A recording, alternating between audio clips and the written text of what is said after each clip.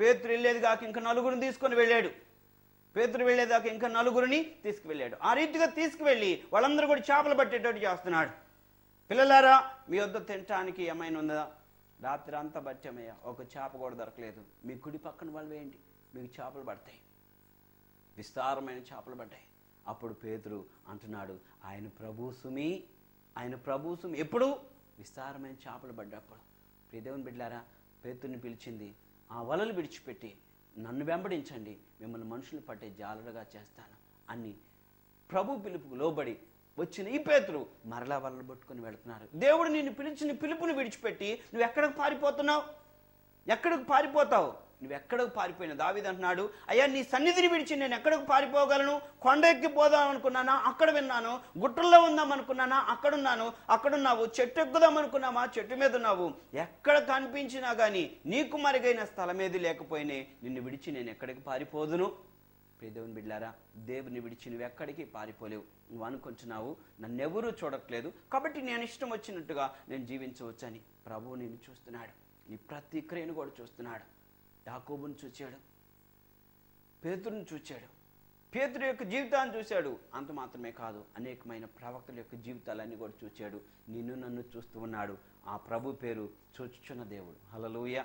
ప్రియదేవుని బిడ్డలారా, చూచుచున్న దేవుడైన ప్రభు ఇస్తున్న ఆ ఉజ్జీవపు పిలుపు, నమ్మి బాప్తిస్వం పొందినవాడు రక్షించబడును, నమ్మని వానికి శిక్ష విధింపబడును అంటే నమ్మకం ఉంటేనే రైట్ కదా.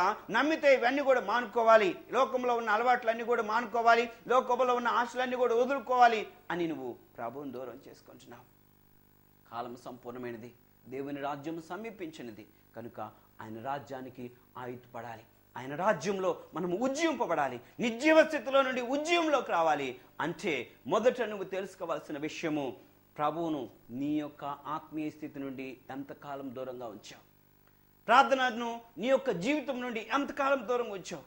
నిన్ను నువ్వు పరీక్షించుకోవాలి, నిన్ను నువ్వు పరిశోధించుకోవాలి. ఎప్పుడైతే ఆ రీతిగా పరిశోధించుకుంటావో, ఎప్పుడైతే ఆ రీతిగా పరీక్షించుకుంటావో దేవుని యొక్క ఆత్మ చేత నీవు ఉజ్జీవింపబడతావు. దేవుని యొక్క ప్రేమలో నువ్వేమిటో, నీ యొక్క స్థితి ఏమిటో నువ్వు గ్రహిస్తావు. ప్రభు చెప్తుంది, ఎవరి గురించో చేయమని చెప్పట్లేదు, మొదట నిన్ను శుద్ధి చేసుకోమంటున్నాడు, నీ బిడ్డలను శుద్ధి చేయమంటున్నాడు, నీ కుటుంబాన్ని శుద్ధి చేసుకోమంటున్నాడు. అప్పుడు నీవు ఉజ్జీవింపబడతావు, నీ వెలిగించబడతావు, నీ దీపం వెలిగించబడుతుంది, నీ వెలుగు సకల జనులకు ఆశీర్వాదకరంగా మార్చబడుతుంది. అట్టి ఆశీర్వాదము నువ్వు పొందటానికి నీ ఆత్మ ప్రేరణలో ప్రభువుకు ప్రథమ స్థానం ఇవ్వాలి. ప్రభు అయిన యేసుక్రీస్తు వారికి ప్రథమ స్థానం ఇవ్వాలి. ఆయన మన కొరకు ఒక నూతన నిబంధననిచ్చాడు. ఆ నూతన నిబంధనకు నువ్వు ఆశీర్వాదపు వారసుడిగా ఉండాలి. ప్రభు అంటున్నాడు, నా యొక్క శరీరము నీకు ఆహారము, ఇదిగో ఈ యొక్క పాత్రలోనిది, ఇదిగో మీకు అనుగ్రహిస్తున్న నా రక్తము వలననైన క్రొత్త నిబంధన. ఈ నిబంధనలో మనము జ్ఞాపకం చేసుకోవాలి. దేవుని యొక్క క్రొత్త నిబంధన ఏం సెలవిస్తుంది? ధర్మశాస్త్రము దేనిని చేయజాలకపోయిందో దానిని దేవుడు చేయటానికి క్రొత్త నిబంధన మనకి ఇచ్చాడు. ప్రియ దేవుని బిడ్డలారా, ఈ నిబంధనలో ప్రభు చెప్తున్న మాట ఏంటంటే, నిరంతరం నీ హృదయంలో వాక్యం ఉండాలి.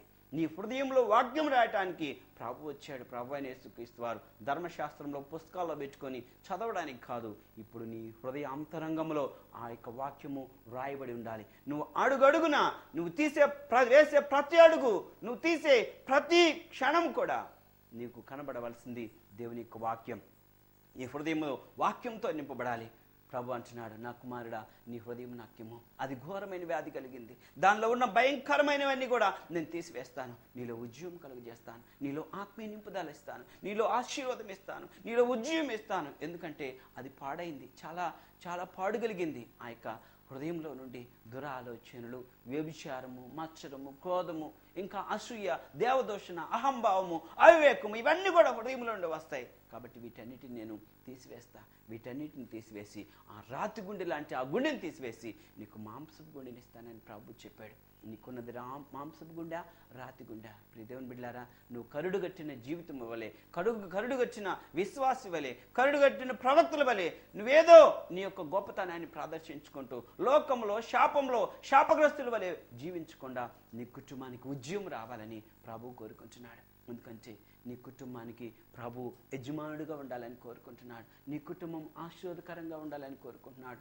దేవుడు తన ప్రేమను నీ ద్వారా సకల జనులకు ఆశీర్వాదకరంగా నీ ద్వారా అనేకులకు సువార్త ప్రకటించబడాలని కోరుకుంటున్నాడు. నువ్వు దేవుని ప్రేమను తోసివేస్తున్నావా? దేవుని ప్రేమను అంగీకరిస్తున్నావా? దేవుడు చూపిన ప్రేమను ఎప్పుడైనా గ్రహించావా? ప్రియ దేవుని బిడ్డ, గమనించు. దేవుడు చూపే ప్రేమ అది మచ్చరపడదు, అది అసూయపడదు, అది డంబంగా ప్రవర్తించదు.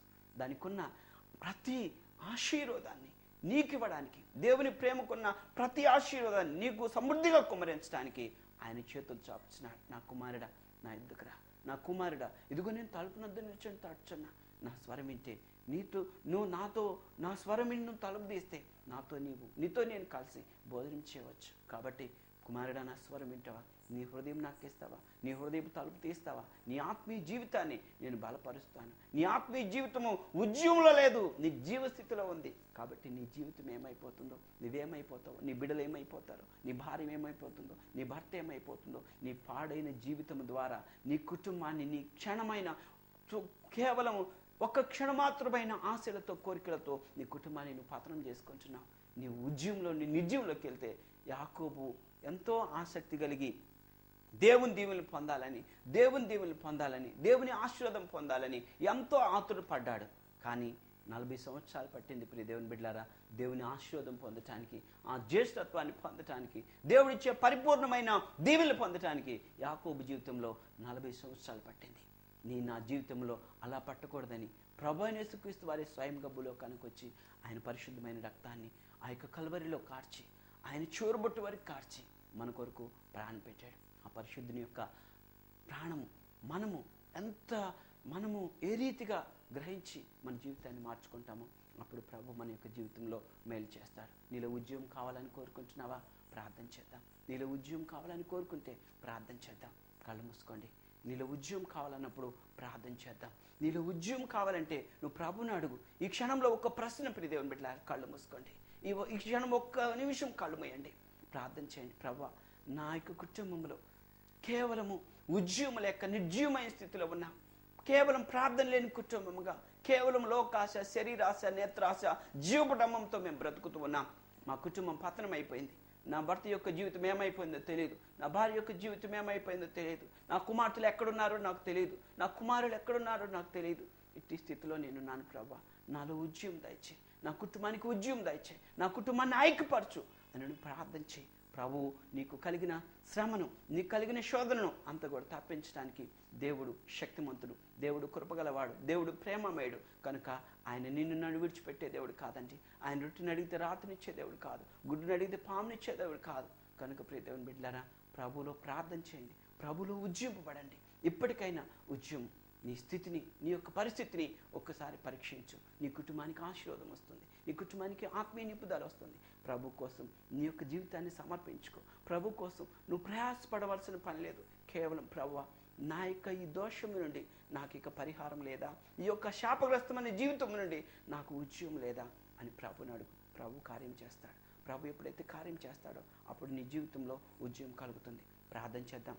పరిశుద్ధమైన ప్రభువా, కృపగల తండ్రి, ఈ యొక్క వలివచ్చి వీక్షిస్తున్న బిడ్డలను దీవించండి. ఈ ఆత్మీయ స్వరం వింటున్న బిడ్డలను దీవించండి. ఎంతమంది కుటుంబాల్లో ఉద్యోగం లేక నిర్జీవ స్థితిలో ఉన్నారు, వారందరినీ ఉద్యోగపరచండి, మీ సాక్షులుగా బలపరచండి. ప్రతి ఒక్కరి కుటుంబంలో బలమైన ఉద్యోగం రేకెత్తించుట ప్రభు, బలమైన మీ సత్యస్వార్త ప్రకటించబడుట ద్వారా, ఆత్మీయ స్వరం వినబడుట ద్వారా తండ్రి అనేకులు ఆశీర్వదించబడినట్లుగా మీ కృప బిడ్డలందరికీ దయచేయండి. వించున్న బిడ్డల ద్వారా ఈ యొక్క స్వరం అనేకులకు వినిపించడానికి ప్రతి బిడ్డలో ఉద్యమం కలుగు చేయమని ప్రార్థిస్తూ యేసుక్రీస్తు వారి పరిశుద్ధ నామంలో అడుగుచున్నాం తండ్రి, ఆమేన్. ఒలివల చర్చి వారు సమర్పించు ఆత్మీయ స్వరం కార్యక్రమం చూచిన మీకు మా వందనములు. విన్న వాక్యము ద్వారా బలపరచబడిన మీరు మీ ప్రార్థన అవస్థల కొరకు మాకు రాయండి. మా అడ్రస్ ఒలివల చర్చ్, వెల్టూర్ రోడ్, వినుకొండ, గుంటూరు జిల్లా. Cell number 9866834645 91733596359745.